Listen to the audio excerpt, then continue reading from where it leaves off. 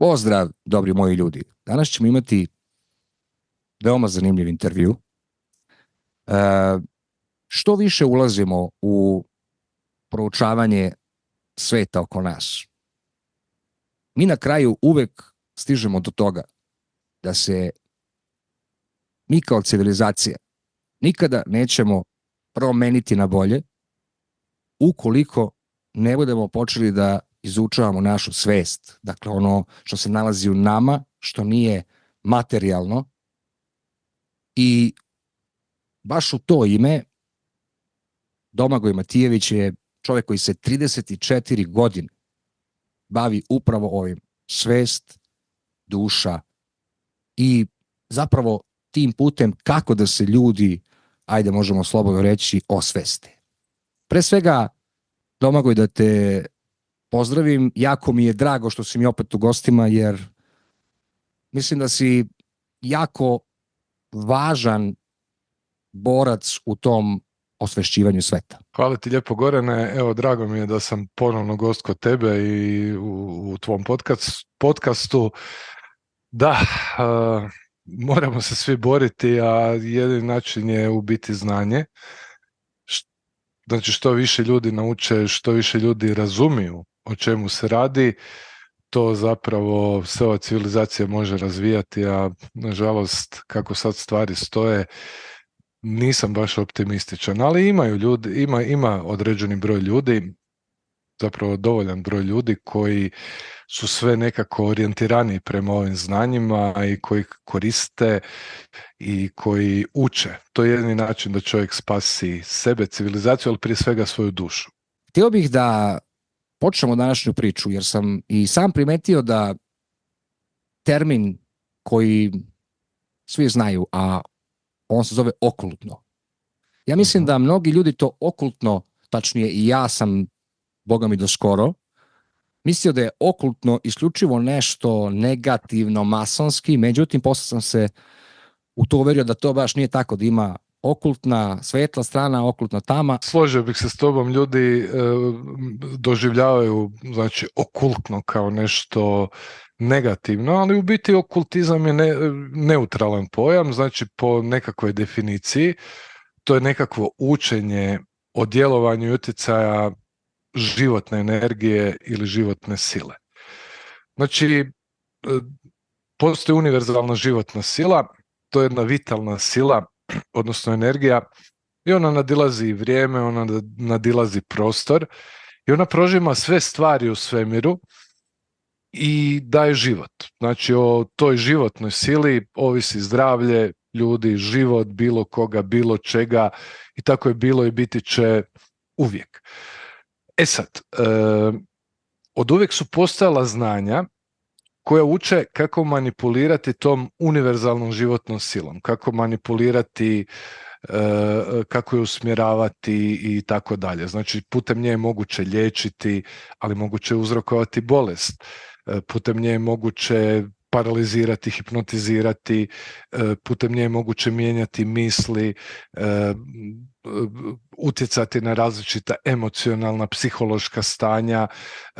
Znači, kad se ta životna energija usmjeri, ona se može i programirati također, može se kontrolirati i putem te kontrole može se ostvariti bilo kakav ishod. Naravno, bitna je namjera. Znači, ona može služiti nečemu konstruktivnom, ali može služiti nečemu destruktivnom. To je bit okultizma, znači znanje o manipulaciji životnom silom. Nije to ništa mistično, samo ljudi to doživljavaju mističnom jer je to znanje bila privilegija određenog broja ljudi koji su to čuvali za sebe, pa su ta znanja onda postali tajna i tako dalje. Prema tome imamo okultizam koji je konstruktivan,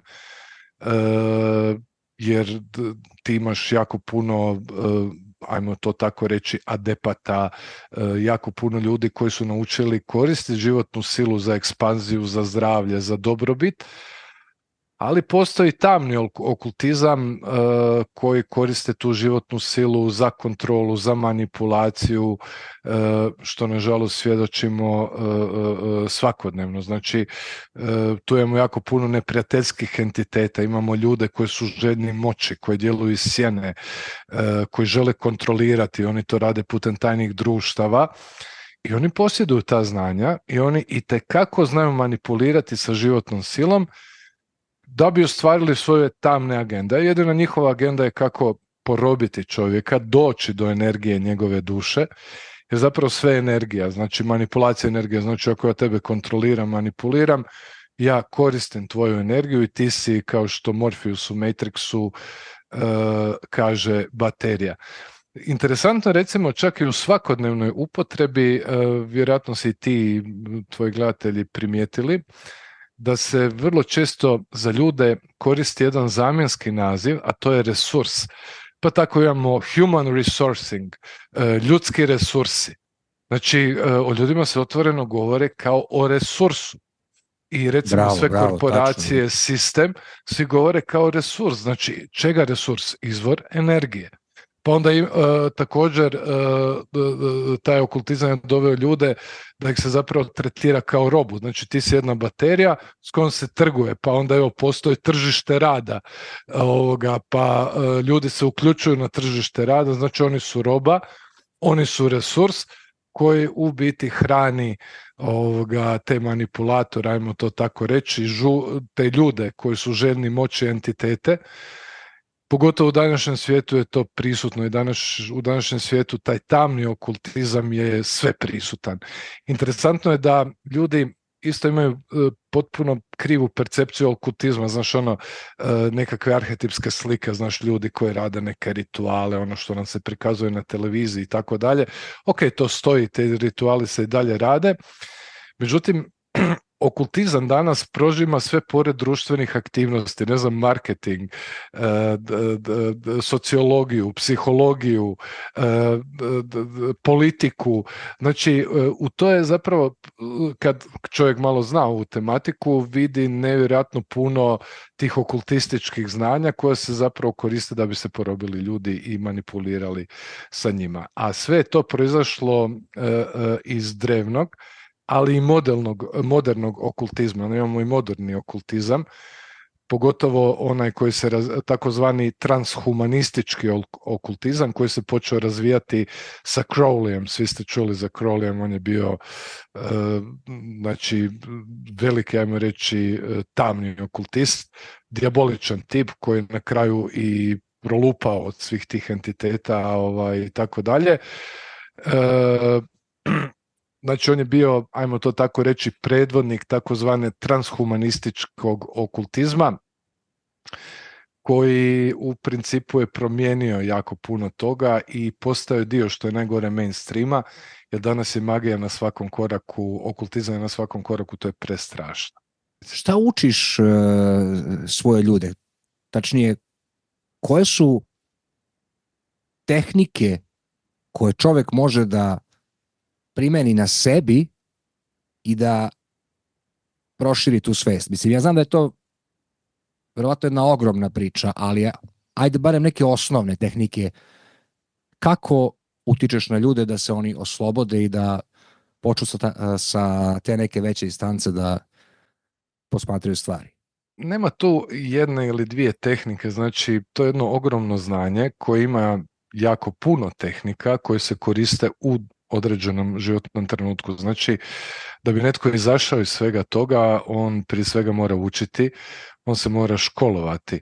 Zato ja kroz svoju Transframing školu imam tu jednu konstantnu edukaciju gdje treba naučiti jako puno toga. Znači, prvo što mi moramo razumjeti, a to je stvar percepcije. Znači, postoje dvije vrste percepcije koje su temeljne. Znači, prvo je takozvana normalna percepcija. Ljudi kažu, pa šta ja volim biti normalan, ali pogledajmo riječ normalan, od kuda ona dolazi? Od norme. Što je norma? Znači, to je skup pravila koje je nekome nametnut. Drugim riječima, većina ljudi percipira svijet temeljem programiranja uma i temeljem onoga što su im rekli u školi, što su ih programirali i tako dalje. I ta normalna percepcija ili takozvana normalna kognitivna pozicija, znači percepcija vanjskog svijeta i ti vidiš jednostavno, kažeš ovo što je iskušavam sa svojih 5 osjetila, to je stvaran svijet.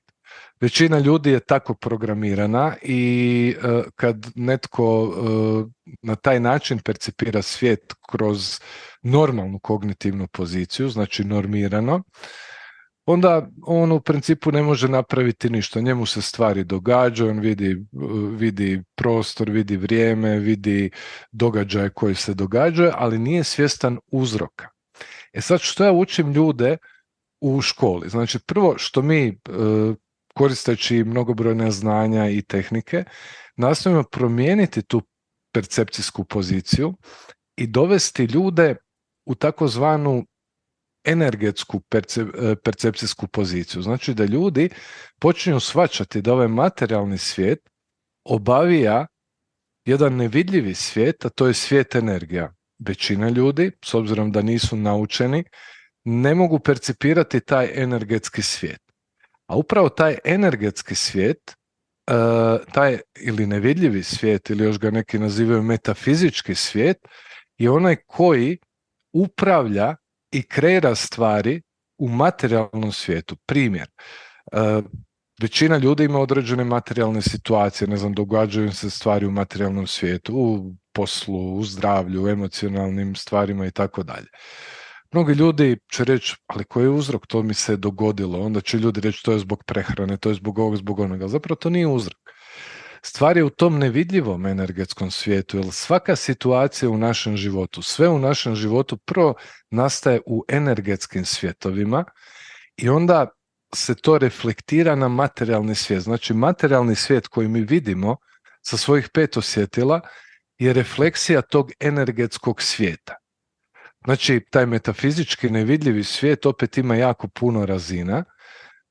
Za naše postojanje najvažnija razina tog nevidljivog svijeta je nešto što vjerujem da si ti čuo i većina tvojih gledatelja, je takozvana astralna razina. Znači, to je vibracijska razina na koju većina ljudi,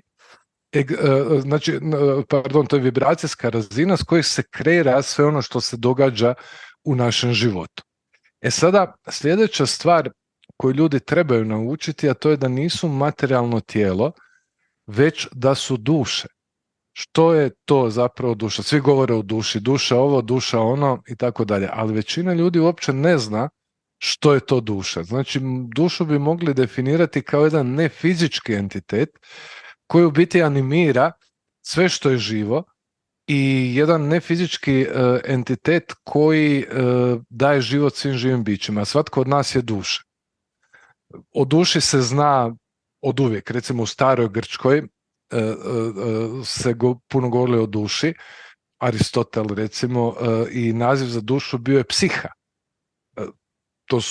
To je recimo termin koji su upotrebljavali grčki psiholozi, Platon, Aristotela sam spomenuo i tako dalje. U starom Rimu su znali za dušu, oni su je zvali anima. Pa onda recimo u Bibliji spominje se duša i u starom i u Novom zavjetu tu se naziva nefeš. Što je zapravo duša? Također onda ljudi percipiraju dušu, taj nevidljivi entitet koji smo zapravo mi, oni to percipiraju isključivo za emocije. Znaš, ako ti emocionalno reagiraš, što je iz duše i tako dalje. Što je opet krivo. Znači, opet da shvatimo što je stvarno značenje duše, recimo šta je Aristotel ili Toma Akvinski definirao dušu. Znači, duša je entitet koji se manifestira kroz racionalni dio, znači kroz misli, kroz um i tako dalje, kroz senzitivni dio i kroz vegetativni dio, ali tijelo je isto dio duše. Znači, Platon je recimo, evo sad mi pada na pamet, govorio da se duša sastoji od 3 dijela: razuma, emocija i apetita. To su naši instinkti. U kršćanstvu se duša naziva anima, recimo. U islamu nafs. I recimo u islamu je također imate veliko znanje o duši i oni isto govore da se duša sastoji od tog racionalnog dijela, senzitivnog dijela i animalističkog dijela. Pa onda recimo u taoizmu duša se naziva hun, ista stvar se govori o duši i tako dalje. Ja sam po nekakvom svom učenju i po nekakvoj bazi znanja, tako sam i učen, odgajan, pa onda volim koristiti hermetističke termine. Recimo u hermetizmu duša je nefizički entitet koja zapravo služi kao vozilo duha, gdje u principu duh stiče iskustva i on to radi putem duše.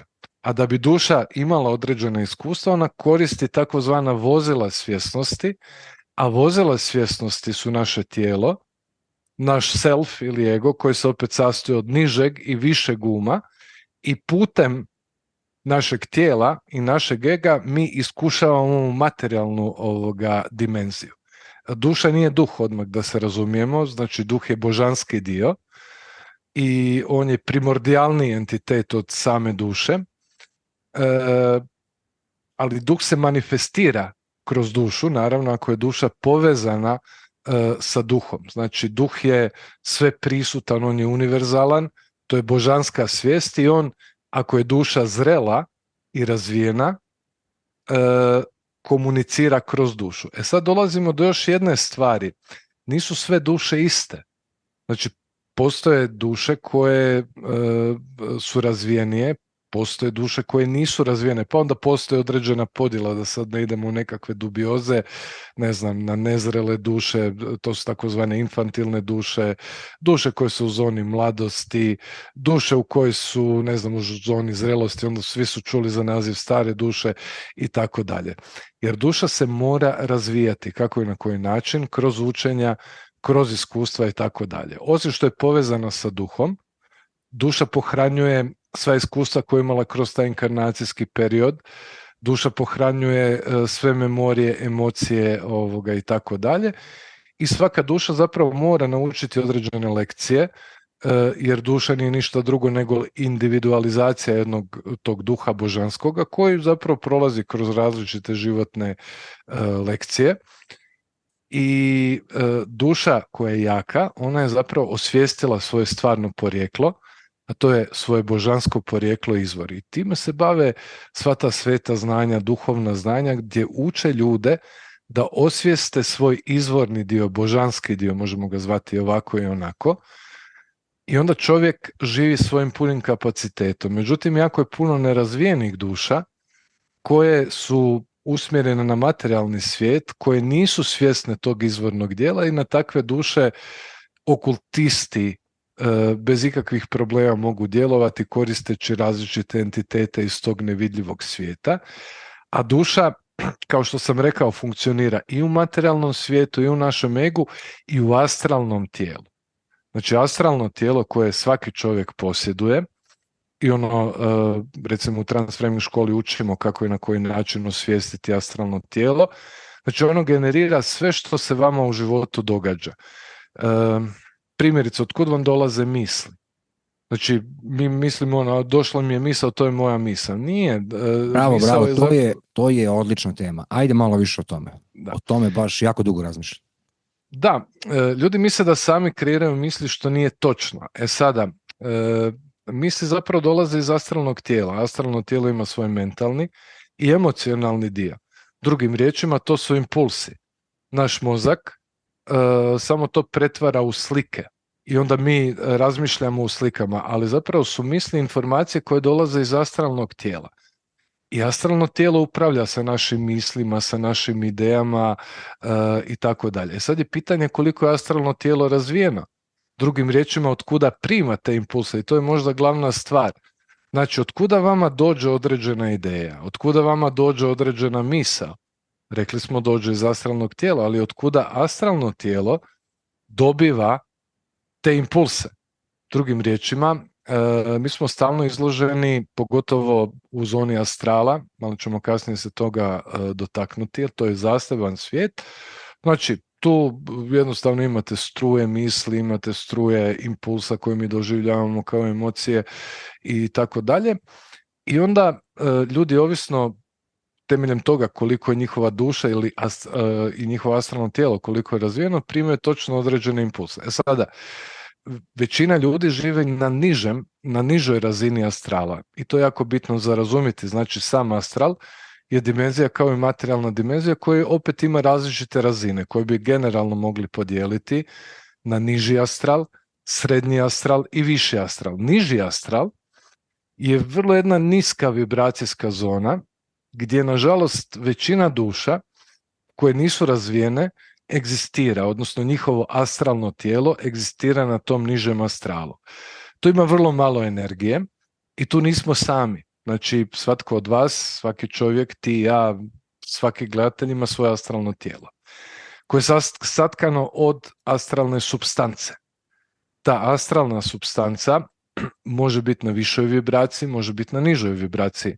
Ako je čovjek, pun trauma, blokada, ako je živio neispravno, ako nije svjestan svog izvornog dijela, vibracija njegovog astralnog tijela je na vrlo niskoj frekvenciji. Samim time njegova duša nije razvijena i ona koristi takvo astralno tijelo. I ta astralno tijelo živi na nižem astralu. To je jedna ogromna dimenzija i mi tu kao duše nismo sami, tu se nalaze različiti entiteti koji funkcioniraju na vrlo niskoj vibraciji. Te entitete ljudi nazivaju različitim imenima, demoni, džini. Ja volim koristiti naziv koji daju gnostici, to su arkoni. I zapravo ti entiteti koji žive na nižem astralu silno žele doći do energije.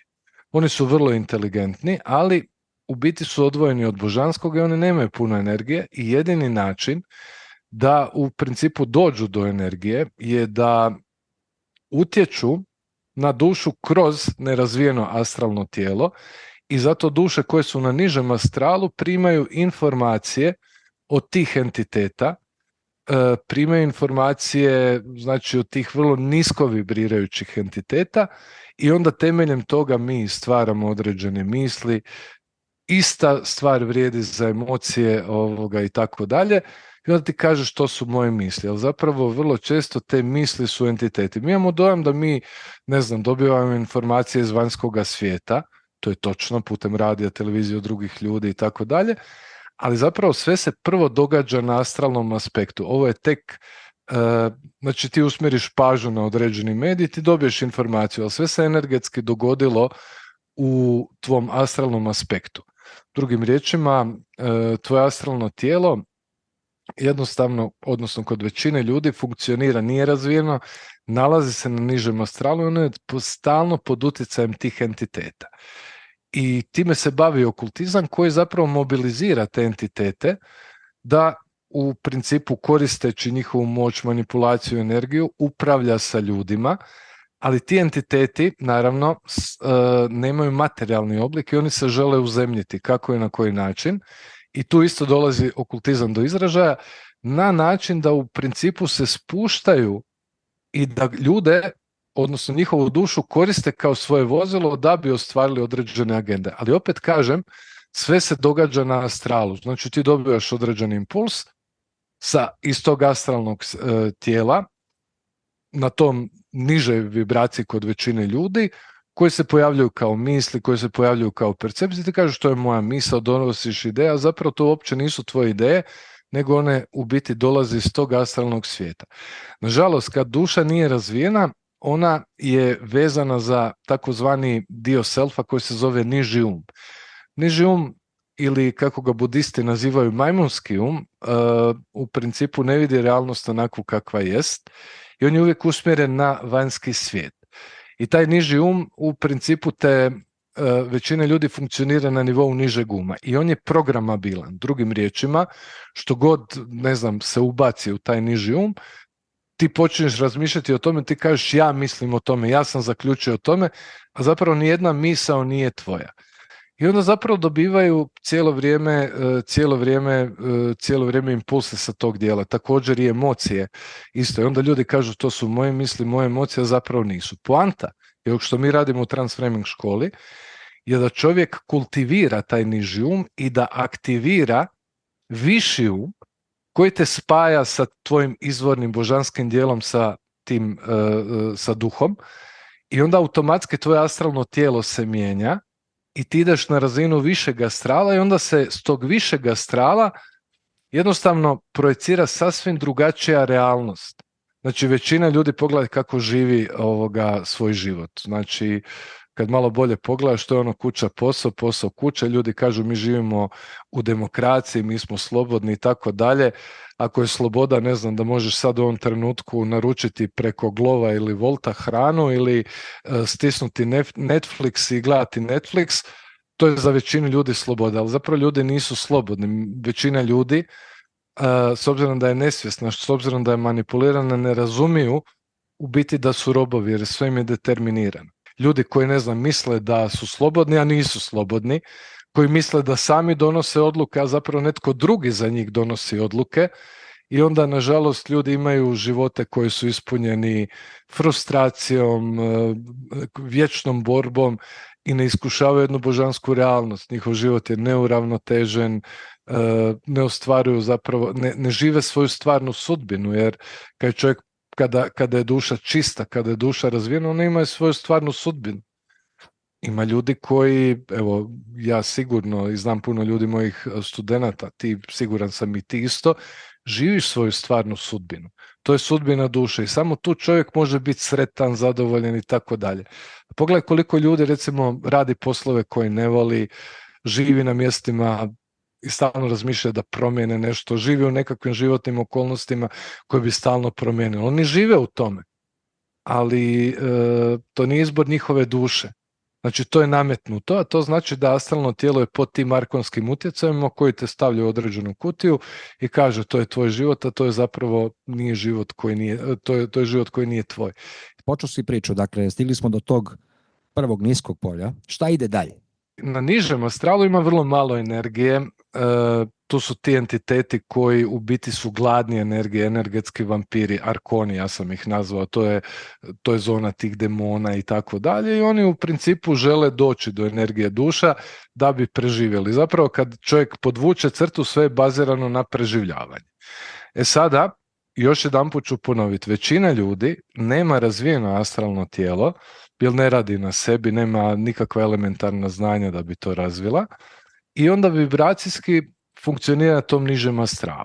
Sada kad čovjek počne raditi na sebi, kad primjeni određena znanja i niz tehnika, kad, ne znam, nauči se povezivati sa svojim astralnim tijelom, kad ovlada sa energijama u sebi, što većina ljudi ne znaju, kvaliteta tvog astralnog tijela se mijenja.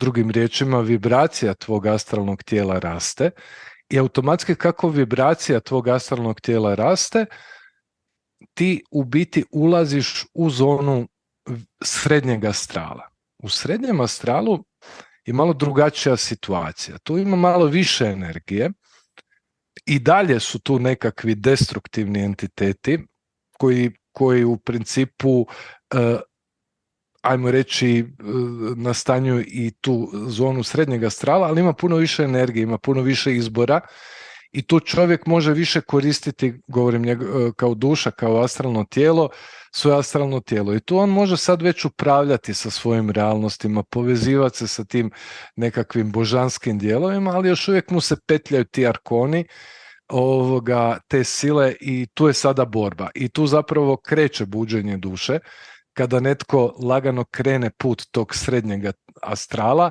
i kada zapravo njegova duša sazrije, kada njegovo astralno tijelo se počinje dizati, onda on zapravo vidi stvarnu sliku svijeta. Znači, neko koji je na nižem astralu, on uopće ne razumije gdje je, što je, to je tako, on je uhvaćen u dualizmu, on ne može ništa promijeniti u svojem životu. Većina ljudi ne može ništa promijeniti u svom životu.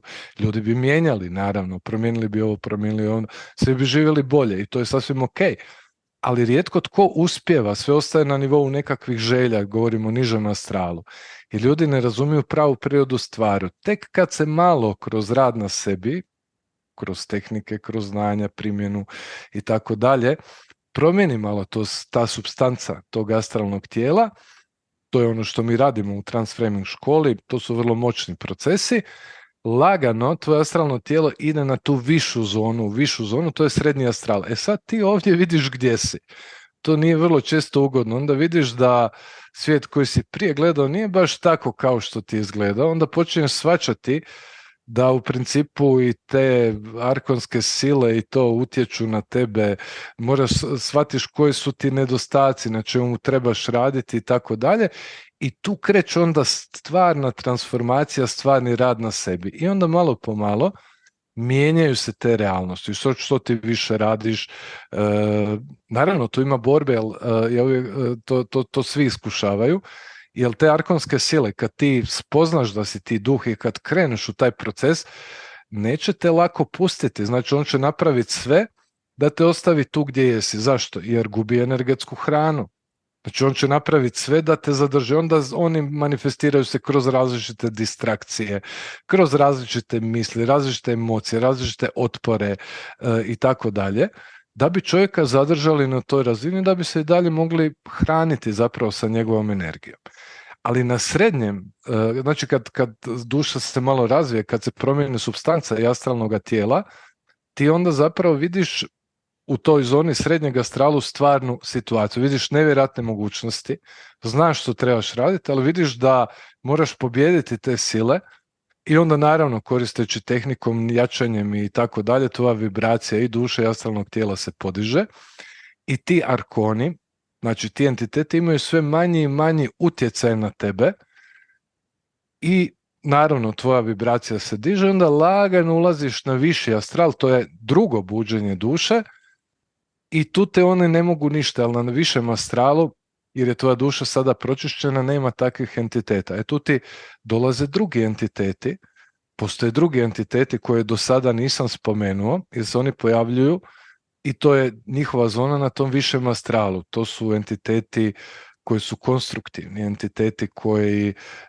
ljudi ih nazivaju anđelima, ljudi ih nazivaju to, ali to zapravo radi o konstruktivnim entitetima koji onda ulaze isto u tvoj život i pomažu ti čak. Ljudi kažu, mole se duhovnim vodičima i tako dalje, nalaze se na nižem astralu. Njihove molitve ne dolaze do tih entiteta, konstruktivnih entiteta, moćnih entiteta, jer se oni ne nalaze u toj zoni. I ljudi kažu, joj, ali to ne djeluje, to ne funkcionira. Naravno, iz jednostavnog razloga što ti nisi povezan s njima. Ali već u srednjoj razini astrala ti entiteti možeš ih osjetiti, a na višem astralu oni ti pomažu u cijeloj toj priči. I tu arkoni jednostavno ti ne mogu ništa. Znači onoga trenutka kad čovjek shvati svoju pravu prirodu, kada čovjek shvati i kada se njegova duša pročisti na način da se poveže sa svojim izvornim dijelom, božanskim dijelom, jedan te isti naziv, priča je gotova i tu arkoni su izgubili, znači on je nemoćan pred tobom, ali će napraviti sve da te spriječe da dođe do tog segmenta. I to je ono što u školi radimo, postoje nevjerojatna vrhunska znanja, da čovjek, ne znam, i osjeti svoje astralno tijelo, da ovlada sa svojim umom, da ovlada sa svojim energijama, to sve radimo, da shvati kako stvari funkcioniraju i onda kad čovjek sve to primjeni, ima tu dosta posla, ali kažem, ljudi bi instant, znaš, ono, čiribu, čiriba, ne ide. Znači ti moraš studirati i tako dalje, ali onda se tvoj život radikalno mijenja i to u vrlo kratkom vremenu. Međutim, ti onda dolaziš do točka da ti arkoni ti ne mogu ništa. I ti živiš u ovom svijetu, ali i ti vidiš te arkone, ali oni te ne dotiču više, ne upravljaju tvojim životom. Ne znam, ja sam bio dovoljno jasan. Bio si savršeno jasan. Mislim, čovjek kada čita sve te drevne knjige i kada izučava bilo koju religiju, kad bi se malo više udubio u to, shvatio bi da to je ista priča koju si ti ispričao, samo na slikovitiji način. Naprimjer, mi bi danas želeli da budemo hrišćani, ali ne bi niko da živi kao Isus Hrist. Kapiraš me? Da. Sve to što je radio Isus Hrist. Dakle, on je čovjek bio na tom apsolutno visokom nivou. Znači, on je čak mogao da menja i stvarnost, praktično koliko je bio na visokom nivou, ali se to ljudima ne priča. Pričaju se neke fraze koje su možda sporedne u čitavoj toj priči, ali se mnogo ne izučava ovo što ti pričaš. Znaš što je problem? Ili ti kako postati Isus Hrist, a ne samo biti njegov sledbenik praktično.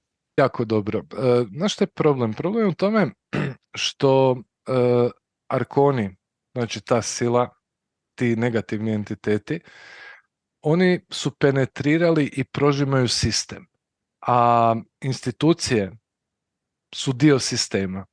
Znači, postoji institucionalizirana religija, znači tu je problem, koja u principu je pod direktnim utjecajem tih arkonskih sila. Sama izvorna religija ne, ali institucionalizirana religija je sasvim drugačija priča i oni u principu rade distorziju one istinske prave religije i onda ljudi u principu kažu ja ne znam religija ovo ono, ali ovo što si ti rekao on ne percipira Kristovu svijest ili Isusa Krista ono i njegovo stvarno učenje. Već ima totalnu distorziju onoga što je on propovijedao i tako dalje, onda ljudi to ne žive, ali svi će reći ja vjerujem u Isusa. A, međutim, ne živiš to. To se isto odnosi na Budu i na bilo kojeg drugog avatara iz neke druge religije, nema nikakve razlike. To je problem što je zapravo taj okultizam, jer šta je, imaš jako puno ljudi koji su pod utjecajem tog nižeg astrala i koji su opsjednuti sa tim entitetima, sa tim arkonskim silama. Odmah da kažem, ljudi opet imaju krivu percepciju opsjednuća, znači ljudi kad kažeš opsjednut sa tim arkonskim silama, odmah ti se pojavljaju one slike koje vidiš u filmovima, ono egzorcist, istjerivač đavola, ono kretanje glave, plaženje jezika i tako dalje. Ima takvih opsjednuća. Međutim, opsjednuća su puno suptilnija kategorija, znači kada tebe preplavi ta arkonska svijest, recimo tipičan primjer su sociopati, psihopati, nesvjesni ljudi i ti ljudi u principu su pod vlašću tih arkona, jer kao što sam rekao, arkoni nemaju materijalan oblik, znači on treba imati kanal kroz koji će se uzemljiti, znači jednostavno na nižem astralu dolazi do opsjednuća određenog čovjeka kojemu se onda pojavljuje želja za moći, želja za dominacijom, manipulacijom ovoga i tako dalje i onda oni naravno opsjedaju tog čovjeka i on provodi njihovu agendu. To je zapravo uloga tog tamnog okultizma i onda ti ljudi postaju u principu, kako da kažem, postaju pod vlašću. Znači ulaze pod utjecajem tih arkona i postaju njihove sluge. I onda su se, ali to se nije dogodilo sada, to se dogodilo kroz povijest, formirali vrlo tamni kultovi. Znači vrlo tamni kultovi, ja bih ih nazvao slobodno arkonskim ili sotonski kultovi, koji u biti obuhvaćaju ljude koji su vrlo bogati, koji imaju nevjerojatna znanja o magiji i tako dalje, koji upravljaju sistemom i koje interesira samo moć. I ti ljudi zapravo su kanali tih entiteta. I naravno ti kultovi koji nažalost postoje diljem svijeta, koji se manifestiraju kroz masoneriju, iluminatu i niz drugih nekakvih tajnih društava, u principu upravljaju sa današnjim svijetom i ove mjere koje se donose, ne znam, rekao sam da se ljude tretira kao resurs u našem realnom životu, restrikcije, svi ovi ratovi i tako dalje. Netko to kreira. To kreiraju ta tajna društva. Ljudi kažu Svjetski ekonomski forum kao oni su kreatori toga i ova ekipa, ne? Oni u principu nisu kreatori, oni su to ti kao u vojsci, znači oni samo provode ono što im ti kultovi govore, a ti kultovi zapravo, to su ljudi koje ti nećeš naći u javnosti, ako ih možemo nazvati ljudima, oni dobivaju doslovne informacije od tih entiteta. Oni su na vrhu piramide i tu se rade mnogobrojni rituali, tu ima jako puno simbolike, jer primjerice da bi nekakav destruktivan entitet se mogao uzemljiti i da bi tamni okultizam uopće radio, mora biti zadovoljeno više kriterija. Znači prvo je namjera. Koja je namjera? To sam već spomenuo. Znači uzeti energiju, manipulirati, kontrolirati, ubiti na neki način. Igrati se Boga. To je jako bitno, kasnije ću se vratiti na to. Ako može Sjećaš samo se, jedna mala digresija, molim te, može naravno. pošto si me onako baš lepo zainteresovao. Mhm. Dakle, ja sam imao isto skoro jednu onako spoznaju, znaš. Mhm. Stao sam u jednom trenutku i postavio sam sebi pitanje, čekaj, znači, kako je moguće da kritika Svetskog ekonomskog foruma u svakom obliku meni nikada nije izazvalo da ne mogu da na tom videu puštam reklame. A znam, imam mnogo iskustva kad je neka tema o kojoj ne žele da se priča, Mhm. tu jako brzo shvatiš da ako objaviš, ostaćeš bez kanala. I onda sam stao i zapitao se, čekaj, zašto oni žele da mi mrzimo Svetski ekonomski forum? E sad, znači, to bi ljudima verovatno pomerilo mnogo neću da idem u tom pravcu, samo sam ti iznao neko svoje razmišljanje. Super ti je razmišljanje, samo nastavi, kasnije ću se referirati. Da, ok. Pitanje je sledeće. U toj nižoj vibraciji, dakle, čovek mora imati otisak ili neki pečat te velike energije koja se zove otac i majka. Mnogi ljudi imaju ne tako sjajne živote, zar ne? I imali su,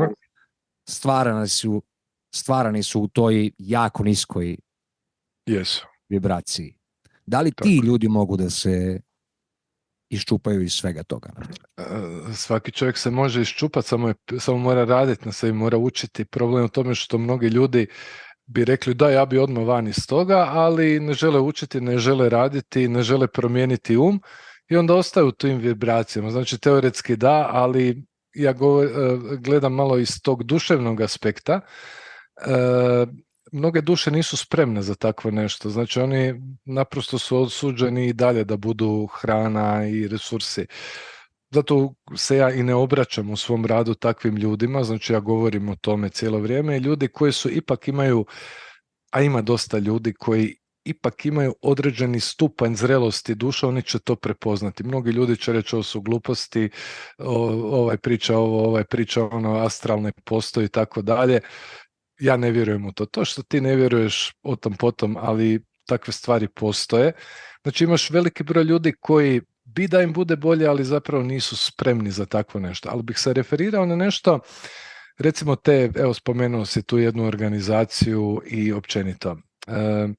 Sistem treba energiju. I ono što ljudi griješe, znači imaš ljude koji podržavaju sistem, vole sistem, postoji naziv za takve ljude, to su sistemaši, tako ih zove, što god sistem kaže, yes. S druge strane imaš ljude koji se cijelo vrijeme bore protiv sistema, ne znam, demonstriraju protiv sistema i tako dalje. Oni isto daju energiju sistemu i sistem traži takve ljude. Podijeli pa vladaj, stara je rimska poslovica. Znači, njima je u interesu dobiju što više energije. Evo, tipičan primjer je, opet ću spomenuti simboliku. Znači, simbolika, postoje određeni simboli, koji što su simboli? Simboli se manifestiraju kroz različite geometrijske oblike, ali i kroz različite slike koje nam se cijelo vrijeme serviraju. Te slike, ti geometrijski oblici, što je sve na neki način simbolika, su na neki način portali, zato oni postoje, portali gdje u principu se spaja ta astralni svijet, stvara se kao nekakav prolaz da ti recimo negativni entiteti uđu u ovaj svijet, opsjednu ljude i tako dalje. Tipičan primjer simbolike je bila ona, svi znamo tu sliku, vjerujem da se sjećamo, slika sa otvaranja olimpijskih igara u Parizu, znači ona ironija na posljednju večer. To je strašno, mislim da se svi sjećamo te slike i tako dalje. I sada, naravno, masa ljudi je reagiralo, vi vrijeđate našu vjeru dosta agresivno i tako dalje, ali ekipa koja je to stavila, ona je to i htjela, takvu jednu reakciju. Drugim riječima, oni su htjeli da ljudi tako reagiraju, su dobili ti entiteti, jer oni funkcioniraju na toj niskoj vibracijskoj energiji, oni su na taj način dobili energiju, koju su htjeli. Naravno, ti koji su to radili, režiseri su rekli, mi smo slušali, nismo mislili, znali su oni jako dobro što rade i to su radili sa svrhom. Znači ta simbolika vrlo često ide za time da isprovocira emocije i onda zapravo entiteti se hrane putem tih emocija. Znači svaki simbol, kažem, slika, geometrijski oblik i tako dalje, u biti portal za povezivanje sa tim silama. Recimo, energija tamnih okultista koju oni koriste i koja u principu je njihova najjača energija, energija Saturna. Pa zato su u drevnim znanjima Saturna slavili kao boga. U Rimu znači su prinosili žrtve bogu Saturnu, u Grčkoj je bio Kronos, jel tako? A zapravo se radi o entitetu koji u principu upravlja nižim astralom i njegova energija je energija tamnog okultizma. On je štovan, znači ne samo kao Saturn ili Kronos, već i bog Moleh, takozvani skriveni bog i tako dalje. Znači on u biti dolazi sa nižeg astrala i on upravlja sa tim nekakvim segmentima, ta energija. Interesantno, na kaldejskom jeziku naziv za Saturn je Stur. Numerološki gledajući, kad zbrojiš slova STUR, to daje broj 666, a to je zapravo broj zvijeri, odnosno to je broj koji simbolizira njihov krovni entitet koji upravlja sa nižim astralom i sa tamnim okultistima, koji u biti se radi o energiji. I oni cijelo vrijeme, ti tamni okultisti, provode agendu, uzemljuju znači te entitete, ali istovremeno moraju održavati interakciju sa tim nižim astralom i sa tim zlokobnim entitetima, kako i na koji način? Kroz ritualizam i kroz prinošenjem žrtava. Pa tako recimo od uvijek kroz povijest, ako gledamo, recimo oni koji su slavili boga Saturna, su Saturnu prinosili krvne žrtve. Znači krvne žrtve. I to je fascinantno. Pila se je krv. Ljudi su se samo povređivali da bi pustili krv. Zašto krv? Vrlo jednostavno, zato što je krv prijenosnik vitalne sile i ti kad si, ne znam, imao namjeru da prineseš krvnu žrtvu ili ne znam, popiješ krv, pa čak i koze, što vidimo u satanizmu jako puno, to je zapravo način da ti daješ vitalnu silu tim entitetima. Nažalost, tamni okultisti i ti entiteti traže krvi ljudi, pa mi danas imamo i to ljudi ne žele se suočiti s tim. Ljudi će reći, Matijević priča gluposti, ali to je činjenica. Vi imate jako velik broj nestalih ljudi koji su zapravo žrtvovani i njihova krv je žrtvovani da bi se zadovoljili te entiteti. I to se radi konstantno u svijetu. Dan danas, ljudi to isto ne vjeruju, se djeca koriste kao krvne žrtve. Rećemo djeca i tako dalje. Ali uzmemo podatke za prošlu godinu. Evo, baš neki dan sam imao predavanje na tu temu pa mi je ostalo u svijesti. Imaš jednu veliku globalnu organizaciju koja se zove Global Missing Kids, koja objavljuje podatke o nestaloj djeci. Znači, samo prošle godine u Sjedinjenim Američkim Državama nestalo je, pazi ovo, 460.000 djece. U Ujedinjenom Kraljevstvu negdje oko 112.000 djece. U Njemačkoj 100.000 djece, a ima podatak za zemlje bivše Jugoslavije od 1960. do 2003. godine nestaje 500.000 djece. Znači u tom razdoblju je nastalo 500.000 djece. Gdje završavaju ta djeca? Ok, dio te djece nažalost završava kao bijelo roblje, u prostituciji, u zamjenskim obiteljima i tako dalje. Dio djece se čak nađe, ali veliki dio djece nikad nije nađen. I nikad se neće naći. Zašto? Jer se ona koriste za te krvne žrtve. Znači te tamne elite koriste u principu različite, da bi održavali interakciju sa tim entitetima, koriste žrtvovanje. I to je vrlo često.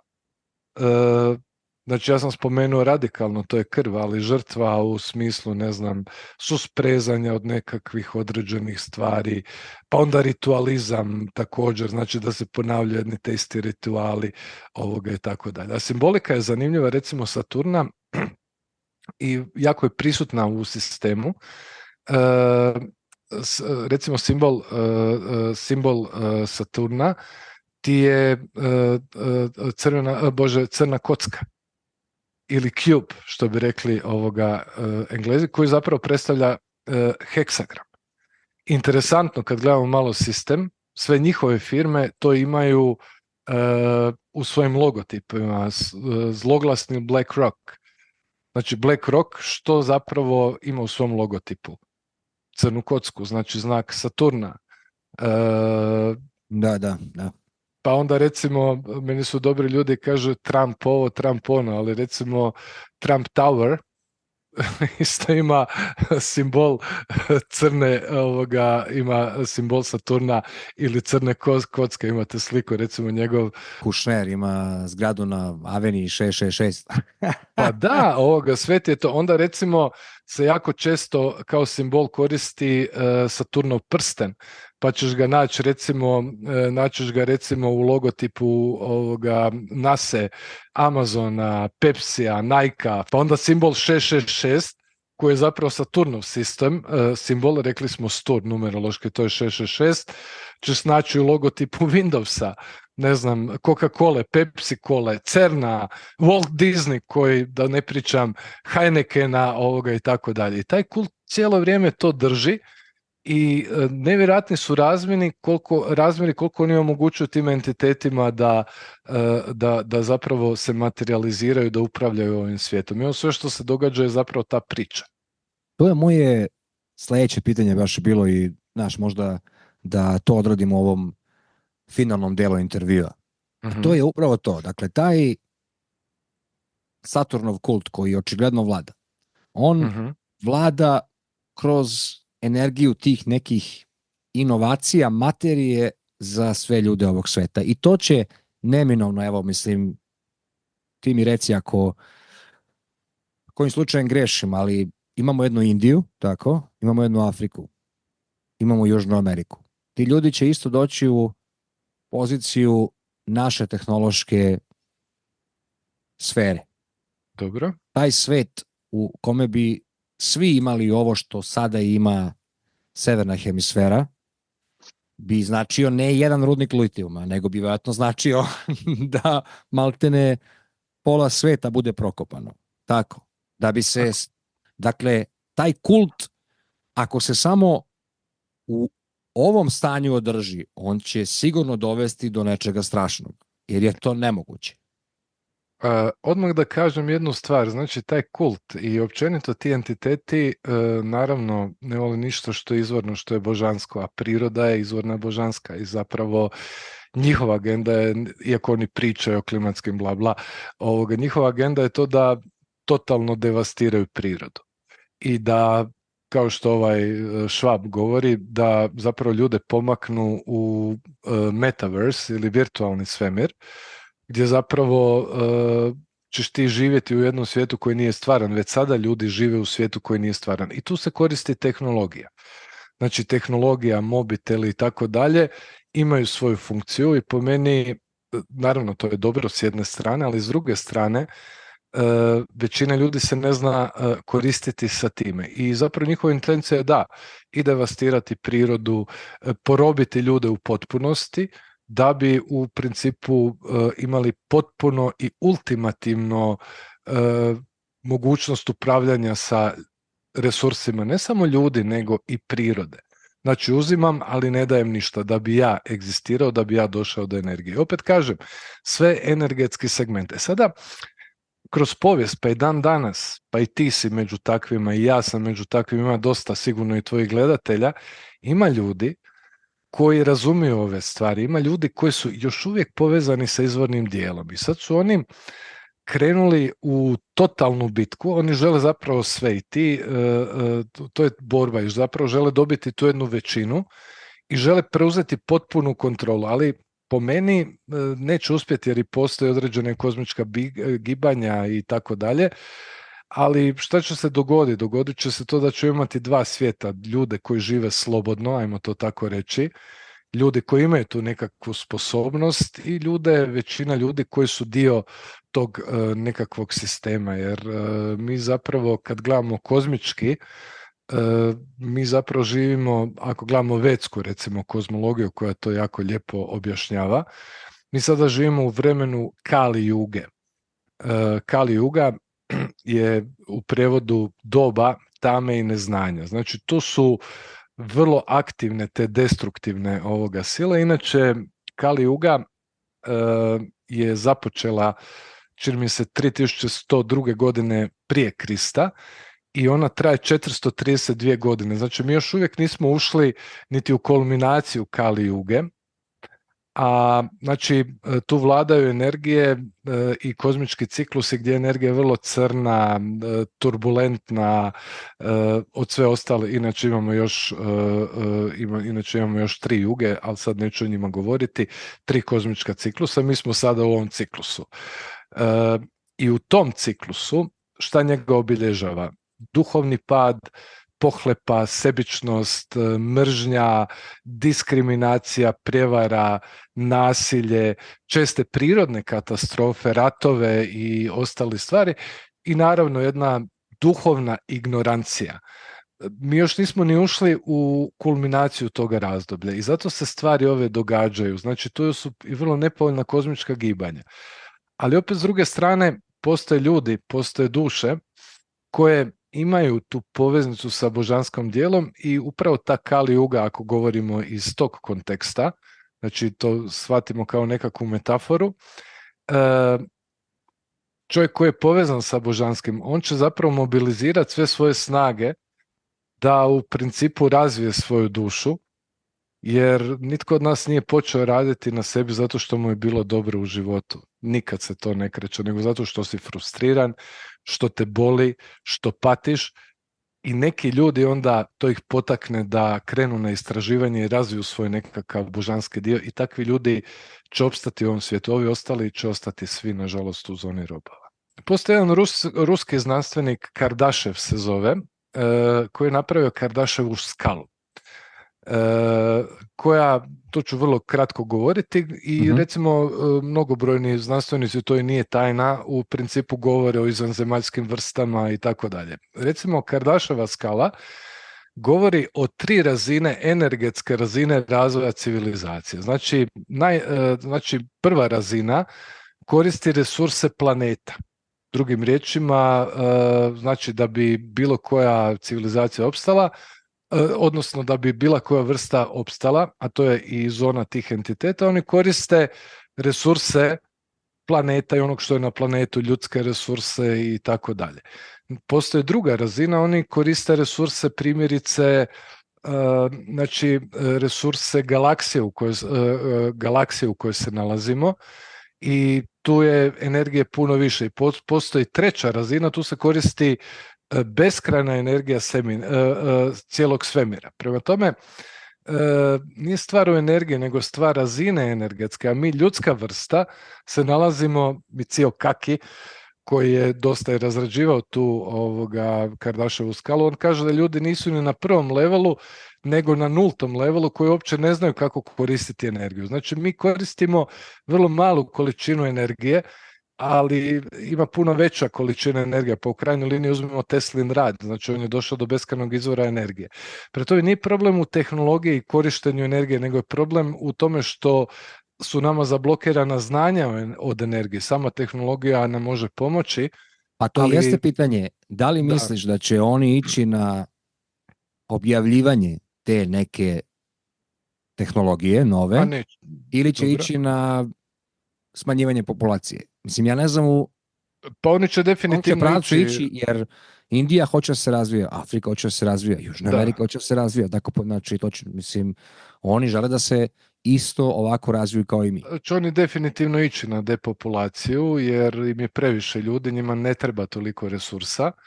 To je pod broj 1, a pod broj 2 njima paše da društvo tehnološki napreduje, jer onda puno lakše mogu i manipulirati. Ja sam rekao, tehnologija može služiti za dobrobit, ali može se i manipulirati. A njima je zapravo intencija i namjera da zapravo ljudi žive, kao što sam rekao, u virtualnom svijetu i zapravo mislim da će se tehnologija definitivno razvijati da bi ljudi živjeli u tom nekakvom virtualnom svijetu, ali običnim smrtnicima te elite će u principu dati vrlo limitiranu tehnologiju, jer oni raspolažu sa puno jačom tehnologijom. Ja malo pratim taj jedan segment. Evo recimo medicina. Mi mislimo da danas recimo medicina je napredovala i tako dalje, je bez daljnjega, ali ovo što opća populacija, obični smrtnici koriste od medicine uz posebno divljenje i doktorima koje ja znam ljude koji daju, mislim, kapa dolje maksimalno od sebe i tako dalje, je mali jedan segment. Ti imaš klinike, ja znam, i pričali su mi ljudi i čitao sam dosta o tome u Americi, gdje se uopće ne liječi na jedan takav način. Jesi možda razmišljao zašto, ne znam, svi te svjetske vođe i tako dalje, kada obole i tako dalje, on se ne liječi u svojoj zemlji nego ide u Ameriku, u razne klinike, ode tamo sa karcinomom, vrati se bez. Znači, postoje puno naprednija tehnologija koju zapravo te elite koriste, ali raj, ajmo to tako reći, ta tehnologija se ne daje, daju se mrvice, to sam ti htio reći. Ne? Domagoj, hvala ti puno, zaista si ispričao mnogo toga, jako interesantnih stvari. Pre intervjua rekao si mi da imaš skoro nešto u oktobru, neki veliki seminar. Svake godine tu negdje u jesen radim besplatno otvoreno online predavanje. Znači, napominjem, besplatno. Tako da, a ima puno ljudi koji su zainteresirani da ih zapravo upoznam sa ovim znanjima i da im dam, ajmo reći, i određeni kontekst i perspektivu da vide da se stvari mogu promijeniti, da su njihove sposobnosti ogromne. Pa tako ove godine ću napraviti besplatno otvoreno online predavanje pod nazivom Buđenje duše, gdje ću govoriti o duši, o što znači probuditi dušu, o razvoju duše. Puno ću govoriti o astralnim aspektima, o tim astralnim svjetovima i tako dalje. Predavanje će se održati 8.10. 8. oktobra ili listopada, kako hoćete, znači 8.10. I ja vjerujem da ću ti u linku staviti podatke, pa svi koji žele mogu se predbilježiti na to predavanje. Znači, ono je besplatno za sve ljude dobre volje i onda nakon tog predavanja, kada ljudi u biti shvate o čemu se radi i tako dalje, uvijek bude puno ljudi, barem je tako bilo svake godine, ljudi koji će htjeti ući u pravu edukaciju, koji će u principu htjeti doći do pravih znanja, definitivno mogu se priključiti. Ali kažem, evo, za početak to besplatno otvoreno predavanje je bitno. Ako mogu jednu kratku crticu samo reći za kraj. Apsolutno. Čisto da ljudi znaju moj nekakav background, kažem, ja ovo radim 34 godine već, čak i malo više. Moj prvi učitelj, najdraži učitelj, koji nažalost više nije među živima 2003. godine, je zapravo baza mojega znanja i on je bio veliki hermetist, a inače on je bio ajmo to tako reći, direktan učenik velikog hermetiste i velikog mistika za koje su vjerojatno ljudi čuli, Franza Bardona. Franz Bardon je inače bio Čeh i po meni on najveće ima u cijeloj toj priči. Znači, moj učitelj, kažem, on je umro 2003. godine tu negdje, je dugi niz godina bio njegov baš direktan učenik i prenosio mu je znanja i tako dalje.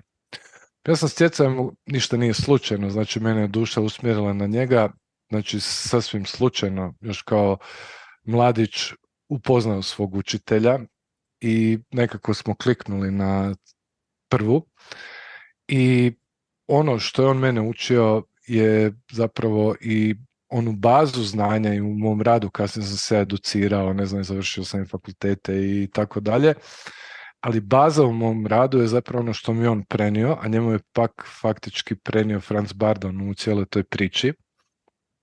A inače Franz Bardon, jako zanimljiv lik, znači on je umro negdje 1958. 59. ne znam sada točno.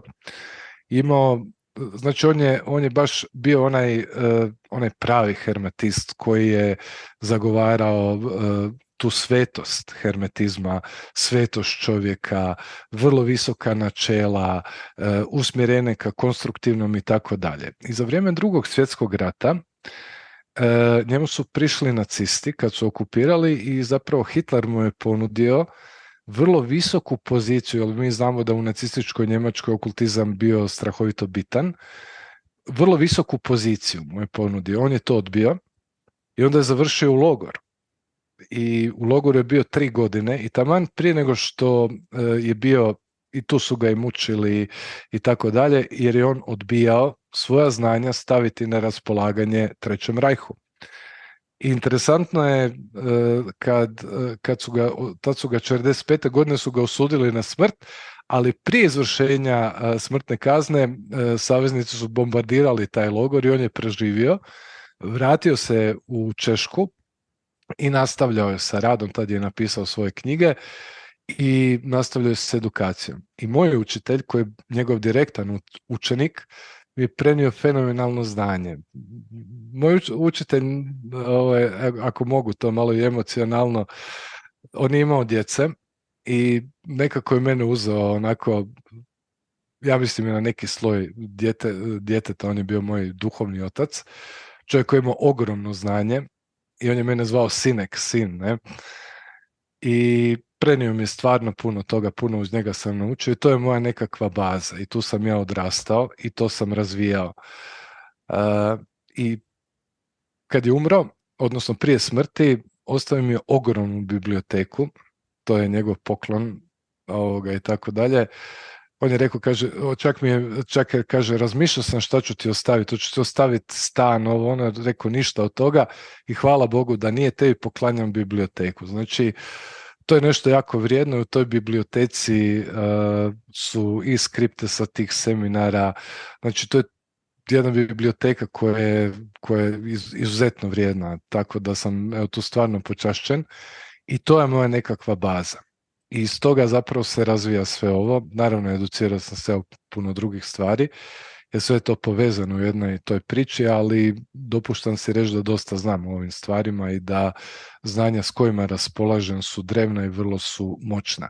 Inače, ako isto mogu reći, recimo Zagreb, ali Beograd, imaju dosta jaku hermetičku scenu. Sada ona nije toliko jaka, ali nekoć je bila izuzetno jaka.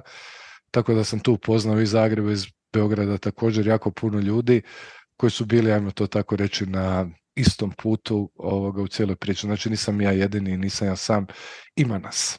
Evo, to sam htio reći.